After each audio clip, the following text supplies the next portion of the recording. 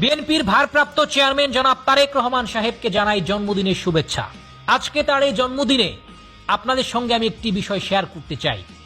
জনাব তারেক রহমান সাহেবের এই জন্মদিন উপলক্ষে কেক কাটা, ভিডিও প্রচারণা, আলোচনা সভা এবং পোস্টারিং সহ সকল ধরনের কার্যক্রমকে নিষিদ্ধ করেছেন। এদেশের অর্থনীতির কথা চিন্তা করে, এদেশের মানুষের কথা চিন্তা করে তার এই গুরুত্বপূর্ণ উদ্যোগ। তিনি তার জন্মদিনে এই অহেতুক খরচ না করে এই অর্থ এদেশের মানুষের কল্যাণে ব্যয় করা বেশি গুরুত্ব মনে করেছেন। জনাব তারেক রহমান সাহেবের আস্থাভাজন এবং খুব কাছের একজন মানুষের মুখ থেকে আমি একটি বিষয় শুনে নিজে অবাক হয়েছি। জনাব তারেক রহমান সাহেবের পরিবারের মানুষ যখন তার জন্য কাপড় চোপড় ক্রয় করে, তখন সেই কাপড় চোপড় তাকে দেখানোর পূর্বে সেটার প্রাইস ট্যাগটাকে পরিবর্তন করতে হয়, কারণ অতিরিক্ত অর্থ খরচ করে তার জন্য কোনো পোশাক কিনলে তিনি রাগান্বিত হন।